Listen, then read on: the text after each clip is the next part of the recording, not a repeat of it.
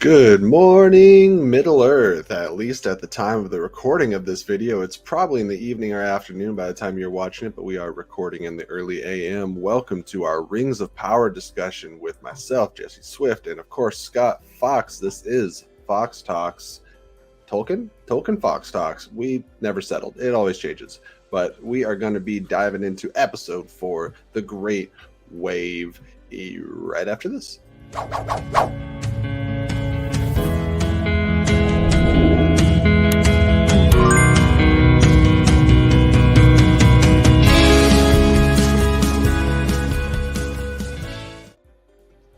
Hey all, welcome.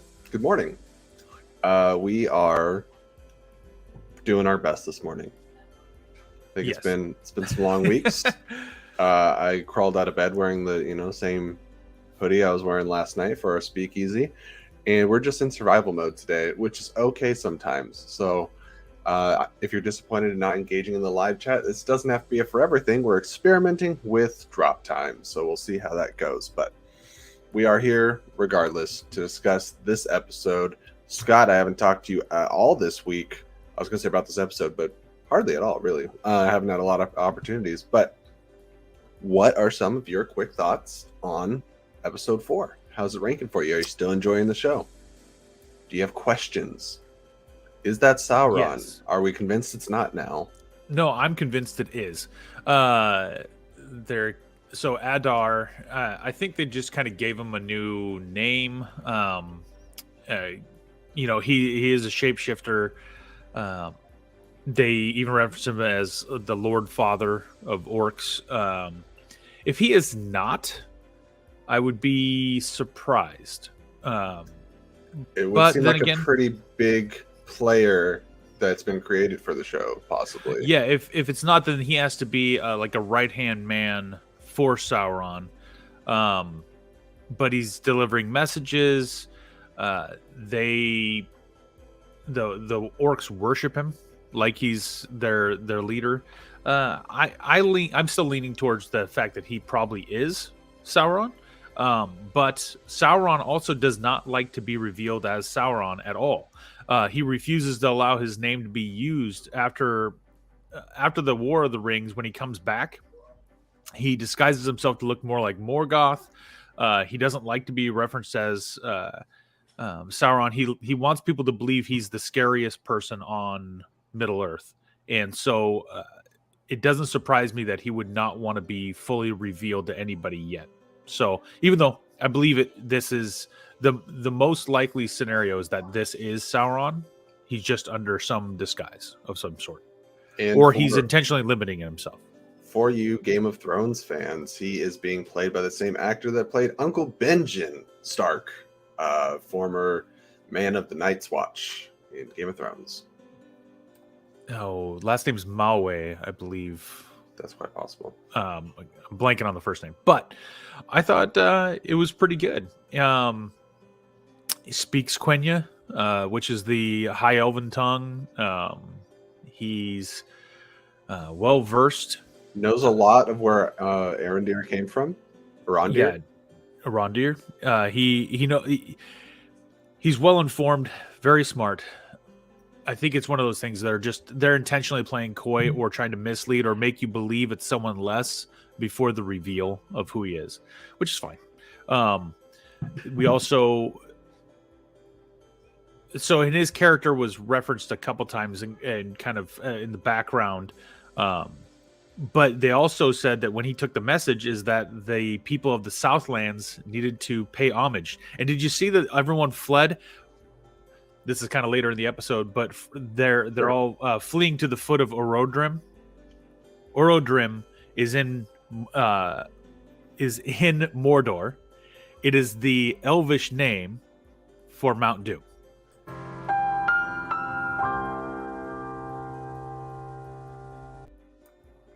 Well done. Perfectly timed. So Mount Doom is Orodrim. They are actually, the Southland people are living in Mordor. They're in his kingdom that he's trying to take. Because if they're all the way in far enough to be near the foot of Orodrim, they're literally in the circling mountains that wrap Mordor. So I'm fairly confident that this is who we're dealing with. So when we had talked about it, they said that possibly up to 9 episodes. It's 8 episodes. So we're halfway. This is the 50% mark in the series. It's only 8 episodes. Oh, is all Amazon has list. Amazon only has listed 8 episodes for it. I need more. Yeah, and so that means we have 4 episodes to really see a story arc going. But we also know that now. So this is following with a lot of how the Silmarillion, or I guess the appendices of Lord of the Rings, worked with it, where we now see the power struggle going on in Numenor. Yes. We got to see Pharazôn becoming like there's almost like a union riot or union meeting out in the street where they're protesting, right? And then Pharazôn comes up, and he is such a good statesman. He is exactly as a statesman what Galadriel lacks with any sense of how to actually deal with people in leadership. And even Halbrand is trying to work with Galadriel like, hey, what's the first thing you did? Oh, you came in, you challenged the authority and the power, and you basically are trying to overstep your bounds instead of working within the system to get what you want. Halbrand tried to join the guild and get into the system, and she's just butting up right against it. He's working from the inside, whereas she is trying to go the opposite, and she's just trying to power her way through based off of I'm an elf lord move, and that's not the way this works. Or what's her name? Is it Aya? I'm not sure. The Dora Milaje that was T'Challa's bodyguard in Civil War. Move or be moved. Yes, exactly. That is Galadriel. I did like that they got to go see Tar Palantir. They actually looked inside of the Palantir, which showed the foresight of what is going to happen to Numenor. The episode title, The Great Wave. Yes, and this...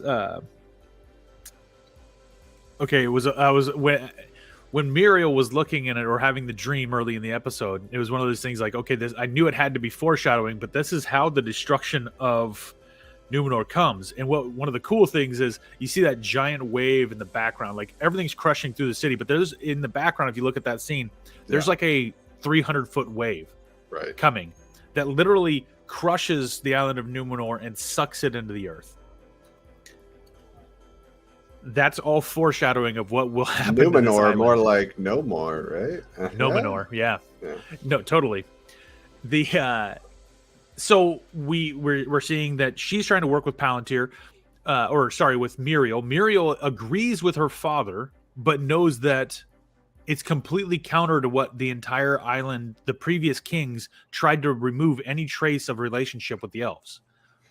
Tar Palantir tried to reestablish that. And then they're in this.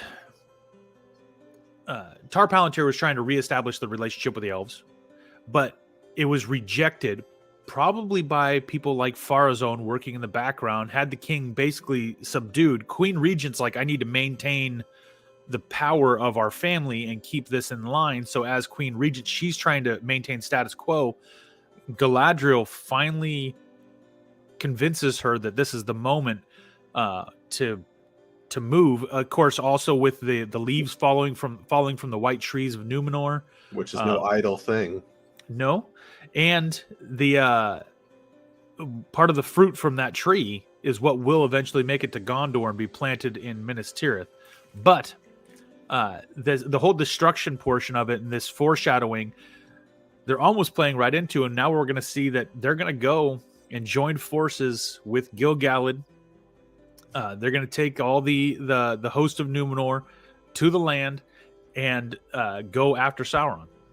This is actually all the people saying that they're bastardizing the Tolkien lore. This is exactly what happens in the Tolkien lore.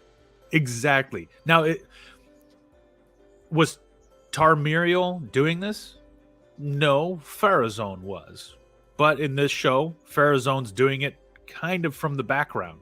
Sure. And he's going to use this as an opportunity to try and seize power. It's coming. We also saw challenges. I know we're jumping around a little bit, but that whole scene in Numenor was they're separate really stories. Cool. It doesn't have to necessarily be chronologically. I just want to touch on everything because I I mean, I don't know if this is where you're going. I was really happy to get back to Khazad-dûm, but you can. Oh no, I'm with you.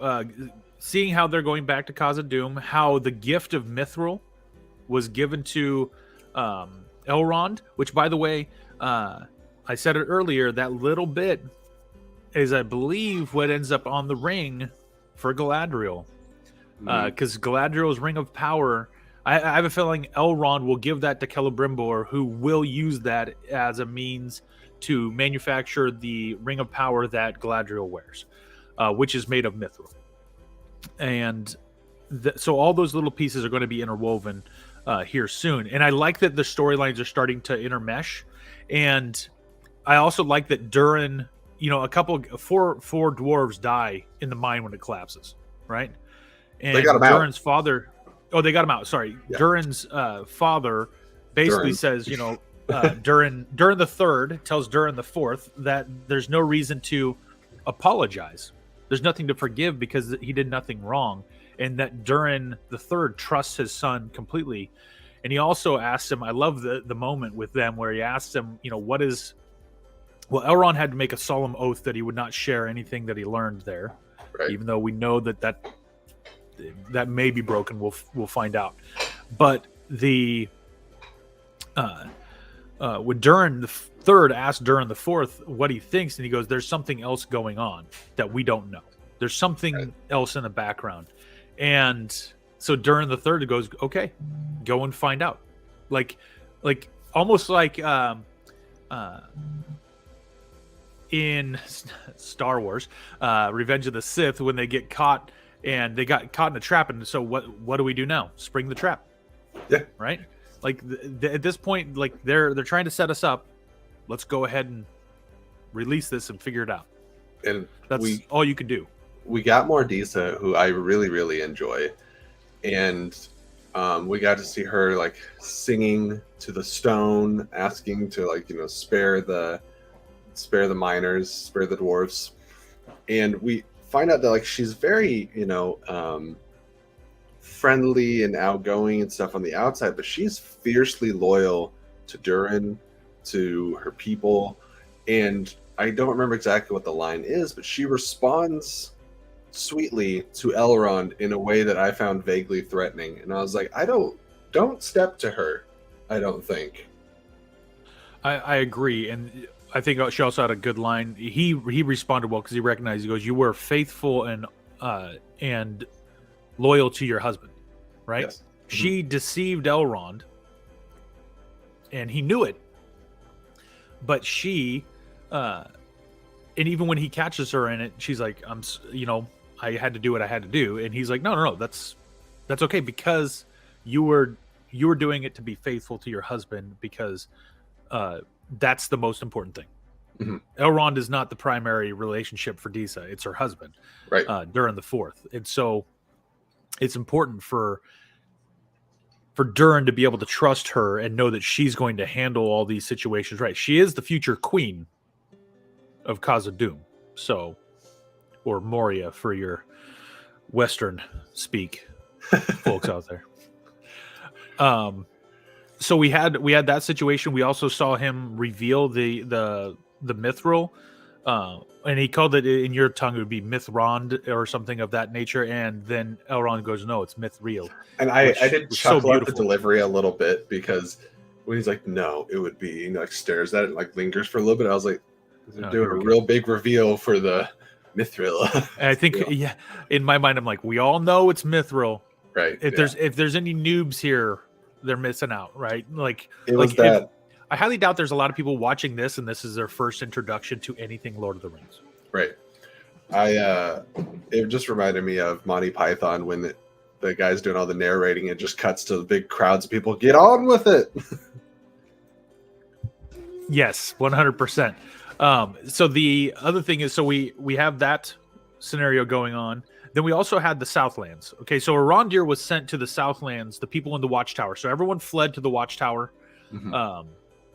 And Arondir was sent with a message to those people. But we saw that they were also fledgling. Like, they're out of food. They don't have anything. And her son, Theo, and his friend, and I can't remember the friend's Bronson. I'm forgetting That's his name probably too. wrong. Anyways, he and Theo go to town, collect as much stuff, and they're done. And then Theo's like, okay, well, why don't we go check out the tavern? There should be stuff in there. And he's like, no, let's just leave. We got our things. Classic plot move. And so Theo goes in. Of course, you know, after Theo meets the previous owner of that, was it Morgoth Blade? Is that what it's called, or is it called something else? The sword that he finds. This is before. This is before. Gotta get it. So he comes back, and he's in the village. Or sorry, he goes into the tavern. He collects the stuff. You clearly know there's going to be an orc hiding inside, and that's fine. It turns out there was several. Yeah, well, they weren't hiding inside. There were several around. But when he pulls the blade and it immediately burns from his arm, it puts that little crest on his forearm and then spreads to the sword, and it fully extends. And then he uses that against the orc. It's pretty sweet, to be honest. It'd be nice to be able to just carry the hilt around and know that the blade will just come out of my forearm whenever I need it.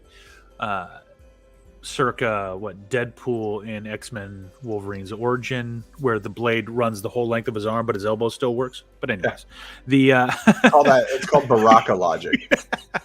Yes, thank you for your Mortal Kombat fans out there.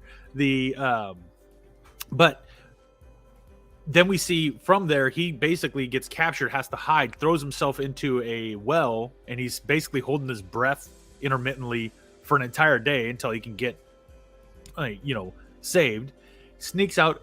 His sneak out is so well done. I love the way they filmed this, where he keeps having to dive around people and dive into bushes, into tall grass, sneaking away, and then he finally gets hit by the guy, and you know it's coming. Like it's a jump scare that he keeps sneaking. Right. It's almost like a war scene in a. There's just certain camera tracking methods that you know are going to lead to a jump scare.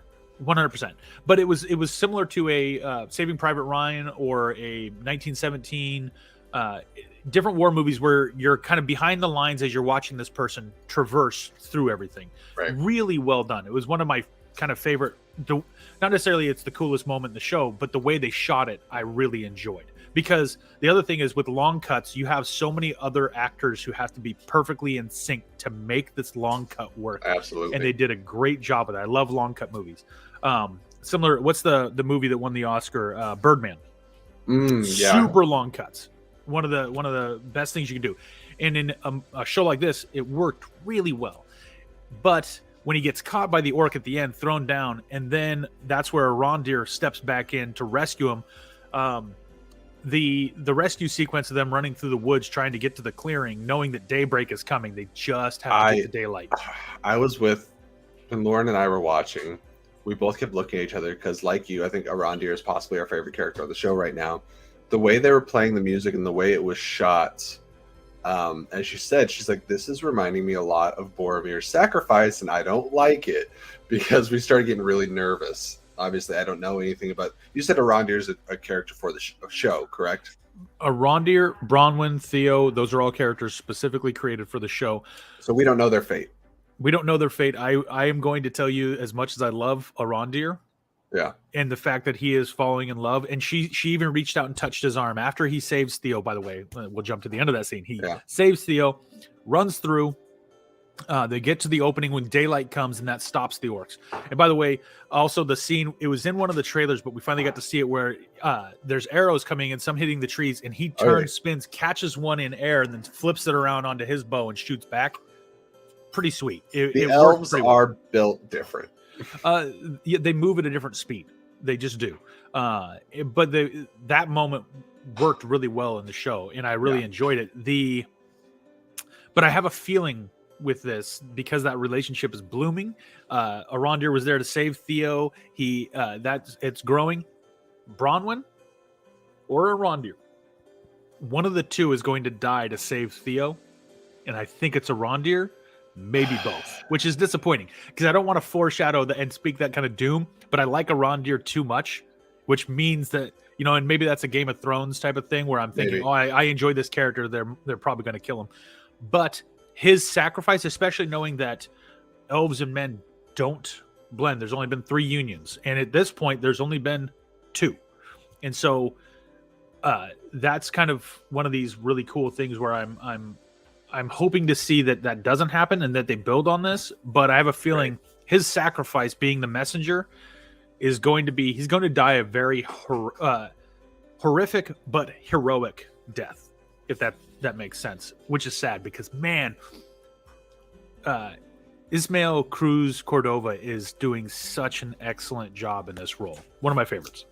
He is. And I'll be honest, going into the show, I'm like, I'm not sure how much I'm going to like this guy. And it has turned like, no. Like, we can just build the show around this dude. I said, much like with Sandman, he does an excellent job with being stoic. And some might think that stoic is like a lack of acting or easier, but I think it's so much harder to be likable and engaging to watch while being stoic at the same time. And he mastered that in a similar way that Tom Sturridge did as Morpheus, I think. Very, very well done. And so I do want to jump back over to Cause of Doom before we come back for that last little portion. But in Cause of Doom, something that was really cool happened. If you are any sort of a Silmarillion fan or a Tolkien fan as a whole, we get to hear Elrond speaking of his father. So yeah, Durin the Third is afraid to go speak to his father. We already touched on how that conversation went, but in that conversation, he's worried about what his father will say, all these things, and sometimes how, because they butt heads and they don't agree, he hates even talking to him and speaking with him, because Durin the Third is all about maintaining, whereas Durin the Fourth really wants to push forward and expand. And Elrond has this wonderful conversation where he's talking about, I wonder what, I think of, would he be proud of me and what I've done? Would I stand up to it? And then he remembered, he goes, and then I wouldn't care what he has to say, because I'd just be grateful for a moment to speak to my father. His dad's been gone for 1,000, 2,000, 3,000 years. He left Middle Earth when Elrond and Elros were children and went to Valinor to intercede on behalf of men and elves to get the Valar to come and kill Morgoth. Elrond hasn't seen his dad since he was a child. And so the last bit of wisdom, who knows what it was, but Arendelle has been flying in the sky with a Silmaril on his head for Elrond's entire life. So this idea that, like, hey, don't be upset about your frustrations about your dad. Be grateful that you have an opportunity to talk to your dad, because Elrond doesn't get that at all. Such a beautiful moment. And for any Tolkien fans to hear him expressing this relationship about his father is so beautifully poignant, because if you really do know your Tolkien lore, you know that he's been gone. Elrond and Elros were raised by, I believe, Maedhros, who is one of the other sons of Fëanor. And having a scene like this between Elrond and Durin is one of the things that kind of justifies the story being told as a series, as we have the time to sit and breathe with these characters and talk about past relationships and build a really engaging relationship. Now, obviously, in the Peter Jackson films, we got attached to characters, but we rarely get a chance to delve into what brought them to where they are in the story, like we do we've gotten to with the elves, with the Khazad-dûm, and haven't got as much as I would like with Arondir, but I believe maybe it's coming. Yeah, I think Arondir will make his glorious sacrifice in episode 8 to wrap up season 1, because that's the way this kind of stuff works. I know, but again, we could be wrong. We don't know. We don't know what's happening. We know generally what's happening, but I think this is one of those things where we're going to find that the people who are writing this show actually knew a lot more about Tolkien than we're giving them credit for, because it seems to be the storylines are coming in line a lot better. Right. I am very curious to see how they're going to rush forward with the manufacturing of the rings. Or not necessarily the rings, the fact that they need to. Ooh, no. He might not use that mithril to make the ring. When he gives it to Celebrimbor may use that to make the new doors for Moria, which are laced with mithril and written in runes. And so there we go. That might be where he goes with that. So either way, maybe because the dwarves help him, he then returns, gives that gift back to them by recreating those doors and planting 2 trees on either side of them. That would be cool. Yes. I think that's our prevailing theory. Any last thoughts about the episodes or anything that stuck out? Anything you want to cover before we wrap up on today's review for Rings of Power? Hold on one second. I had kind of a breakdown for the episode. I'm just gonna glance by it to see if there's anything I missed. The message that Arondir brings basically at the end is that the people of the Southlands have to basically submit authority and worship Eadar, which and I'm not sure why Sauron would have them bow down and worship somebody who wasn't Sauron. True. And so I think Adar has to be Sauron in some different form. Now also, I am more curious to find out who Slim Shady really is. That's a good question. It's a fine question. But we also know that Sauron works with other people. Yeah. And he may have some henchmen hiding in the background doing some other dirty work. But yes, that is a good question, because that's one of the people has Sauron. Is that a possible thing? Well, he wouldn't be evil at that point. No, he wouldn't. Saruman was Saruman the White and wise and good and all that stuff for a long time. Still kind of obsessed with power. Yeah. But discovering how Sauron acquired so much power. But yeah, there's a lot of layers to this, and there's still a lot of characters to be revealed from the trailers. My only hope is, because it's only 8 episodes, I don't want them to rush past any of these things. Well, it's not like they have a wrap-up due date. It's not like they got to hit 8 and be done. That's true, but it could also leave it just wide open for teaser for, season 2, because we know that this is supposed to go for upward of 5 seasons, if everything goes well, which that would be dependent on the trolls continuing to, or stopping bashing it for no reason. The irony of the impact that trolls having on the Tolkien universe is a little funny. They're mountain trolls. Yes. Or I guess, according to Boromir, they'd be cave trolls. Right. By the way, also at the War of the Ring at the very end, Pippin, or Peregrine Took, kills a troll in that battle, and Gimli finds his body underneath the troll after he killed it, and his sword is forever known after that as the Troll's Bane. Nice. Yes. Thank you. You're welcome. The more you know.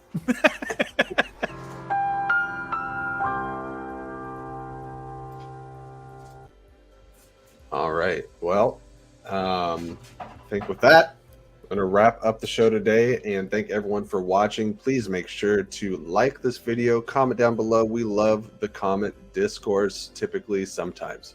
So, we'll get the notification, hop in there. We love to chat with you. You might see myself or Scott or maybe Sean getting in there and talking to you guys about Rings of Power. So please do that. Subscribe if you haven't already. Stay tuned for our next episode of Rings of Power review. As Scott said, we're about halfway point right now, so we got more episodes to come, and we're also talking, She-Hulk on our speakeasies. We got House of the Dragon reactions. We got all kinds of things happening. So please stay tuned for that and keep it real. Catch you on the next one.